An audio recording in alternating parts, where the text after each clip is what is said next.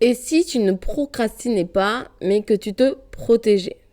Il y a des jours où tu sais exactement ce que tu dois faire et pourtant, tu fais tout sauf ça. Tu ouvres ton téléphone, tu ranges un truc qui n'avait rien demandé, tu te dis je m'y mets après et à la fin de la journée, la culpabilité. Aujourd'hui, on va parler de procrastination. Pas pour te corriger, mais pour comprendre ce qui se joue vraiment derrière ce mot.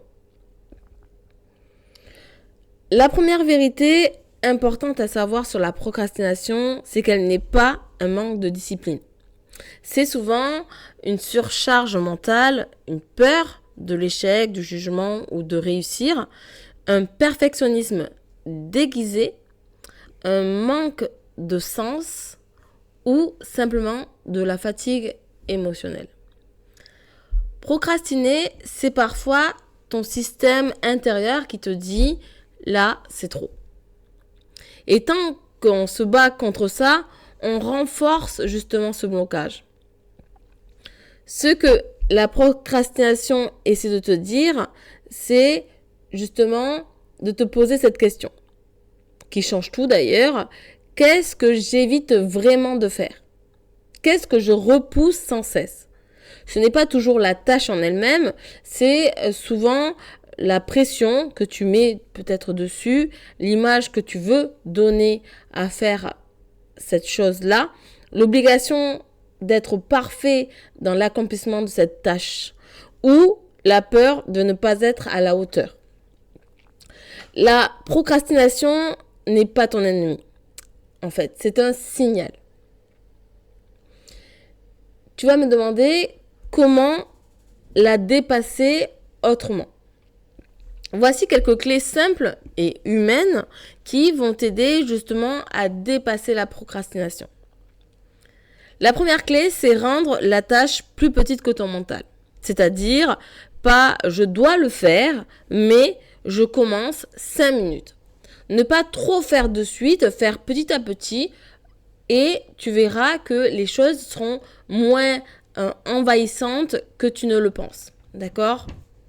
La clé numéro 2, retirer la pression du résultat.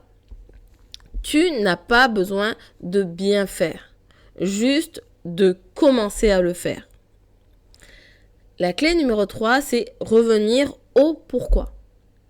Demande-toi pourquoi c'est important pour toi vraiment. Pas pour prouver, mais pour t'honorer. Clé numéro 4, respecter ton énergie. Il y a des jours pour produire et des jours pour intégrer.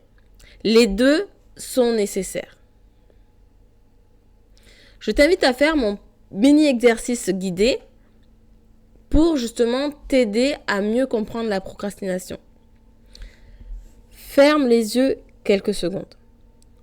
Respire et dis-toi intérieurement, je n'ai rien à prouver.